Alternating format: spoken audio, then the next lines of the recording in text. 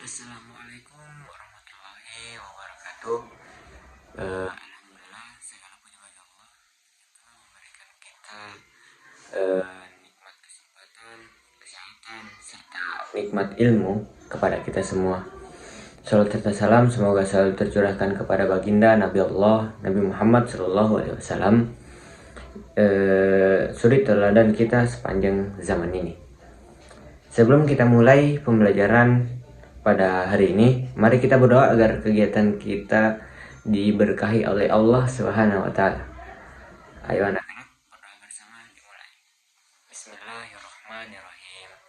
Rabbi shrahli sodri wa yassirli amri wahlul 'uqdatam min lisani yafqahu qawli.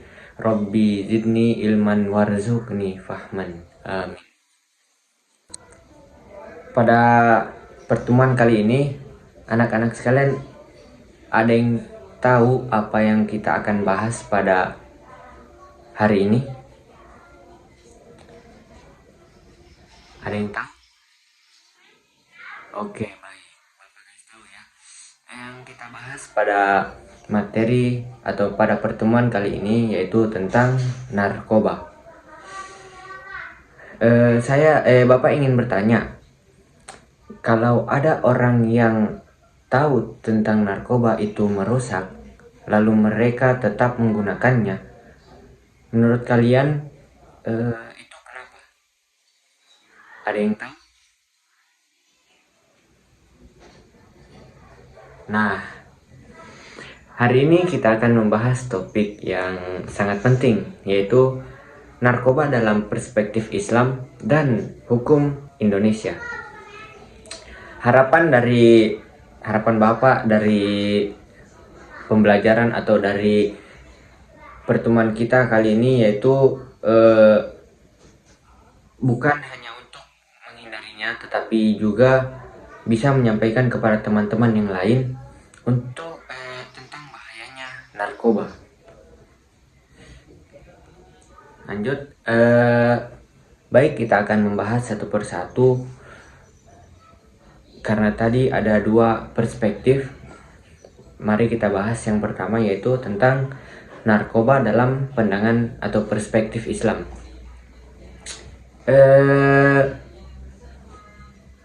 Mungkin banyak yang bertanya-tanya kepada kita, apakah narkoba disebutkan dalam Al-Quran? Di sini secara tidak langsung Islam menganalogikan narkoba dengan khamar, yaitu segala sesuatu yang memabukkan dan merusak akal. Itu menurut pandangan Islam dalam menggunakan konsep kias. Dan Nabi Muhammad Shallallahu Alaihi Wasallam bersabda, anak-anak sekalian, bahwasannya setiap yang memabukkan adalah khamar dan setiap khamar itu haram. Oke. Hadis riwayat Abu Daud. Jadi, meskipun bukan alkohol, semua narkoba hukumnya haram, dikarenakan itu dapat merusak akal kita, dapat merusak tubuh dan jiwa, dapat membuat lalai dari kewajiban agama dan sosial kita. Terus ada 4 tahap, anak-anak sekalian, pengharaman khamar di dalam Al-Quran. Yang pertama yaitu, anak-anak sekalian, ada di dalam Quran surah An-Nahl ayat 67, yang dimana di dalamnya itu membandingkan antara khamar dan rezeki yang baik. Terus yang kedua ada di Quran surah Al-Baqarah ayat 219. Di dalamnya yaitu membahas tentang ada manfaat tetapi dosanya lebih besar daripada manfaatnya. Terus yang ketiga di Quran surah An-Nisa ayat 43, anak-anak sekalian, yaitu larangan mabuk saat sholat, dikarenakan kita lagi dalam kondisi yang akal kita tidak teratur atau tidak terkontrol. Jadi otomatis sholat kita tidak akan sah. Terus yang keempat, dari dalam Quran surah Al-Maidah ayat 90, yaitu tentang pengharaman total dan tegas tentang khamar dan semua hal-hal yang merusak atau yang memabukkan kita.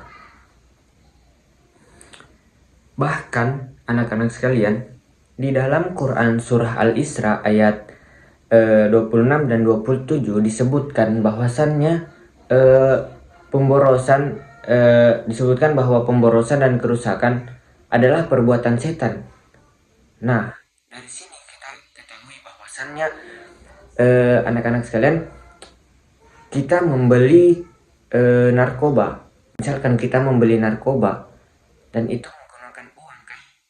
Kalau kita kecanduan, otomatis uang kita kita gunakan untuk membeli narkoba, hal yang tidak baik atau hal yang membuat diri kita rusak, dan itu sangat dilarang di agama Islam. Jadi itulah tadi anak-anak sekalian pandangan atau perspektif Islam tentang narkoba. Selanjutnya yang kedua, yang pembahasan yang kedua yaitu tentang narkoba menurut hukum Indonesia. Nah, ini seru nih teman-teman, adik-adik, anak-anak sekalian. Kita mulai dari pengertian narkoba. Narkoba adalah singkatan dari narkotika, psikotropika, dan zat adiktif. Nah, anak-anak sekalian, ada yang tahu contoh dari narkotika? Ya, saya. Nah, betul sekali Zaid. Contoh narkotika yaitu morfin, heroin, dan ganja. Terus psikotropika yaitu contohnya sabu dan amfetamin.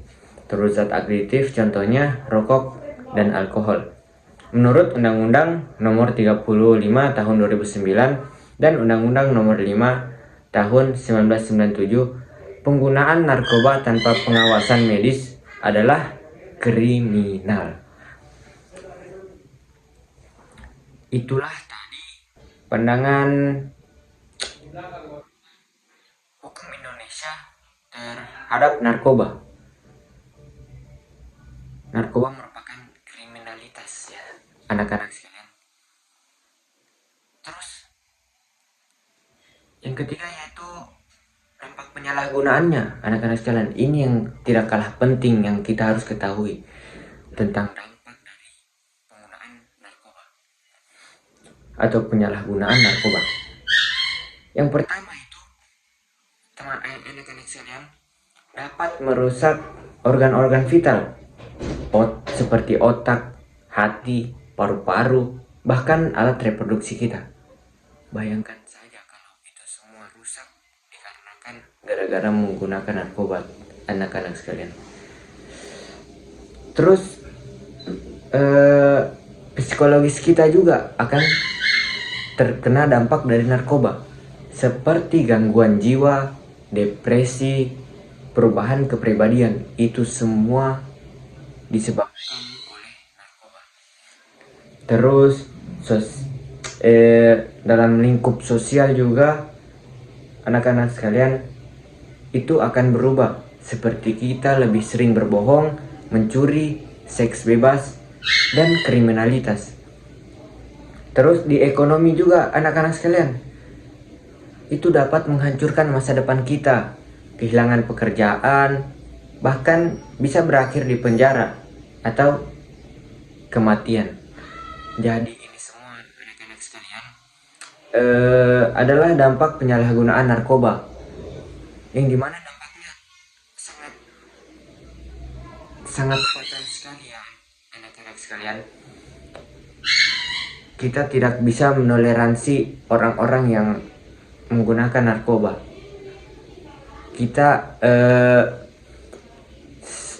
Kalau ada teman-teman kalian yang mempunyai ciri-ciri seperti yang Bapak sebutkan tadi, itu bisa diwaspadai ya. Bisa diwaspadai anak-anak sekalian. Karena itu bisa membawa dampak buruk kepada kita. Orang-orang yang menyalahgunakan narkoba. Terus ada beberapa fakta di Indonesia. Salah satunya di Indonesia saat ini dalam kondisi darurat narkoba, yang dimana pada tahun 2011 ada 49,5 ton sabu dan ratusan juta butir ekstasi. Betapa dahsyatnya itu anak-anak sekalian. Dan 15 orang meninggal tiap tahun karena narkoba. Bayangkan anak-anak sekalian, jika kita mengonsumsi narkoba, kita termasuk 15.000 orang tersebut. Betapa ruginya hidup kita ketika kita tidak menggunakannya dengan baik. Dan banyak juga pengedar justru mengendalikan bisnisnya dari dalam penjara. Wah, kenapa ini anak-anak sekalian? Nah, tapi semua itu ada upaya untuk mencegahnya.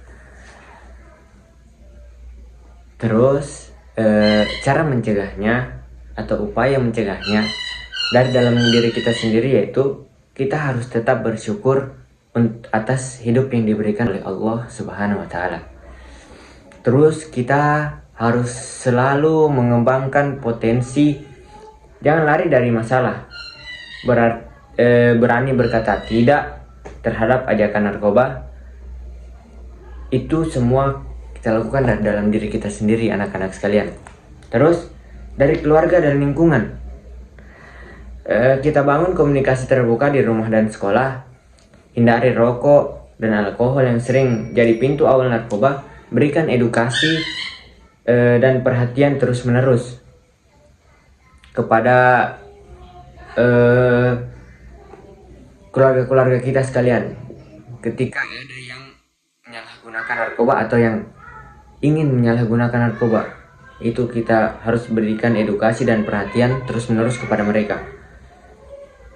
Baik anak-anak sekalian, Bapak menarik kesimpulan bahwa narkoba itu sangat tidak diperbolehkan dalam Islam, dalam kurung haram, karena merusak akal dan kehidupan kita sebagai umat muslim. Dalam hukum negara, narkoba juga dilarang keras karena dampaknya merusak generasi muda dan bangsa. Baik, kita sudah di penghujung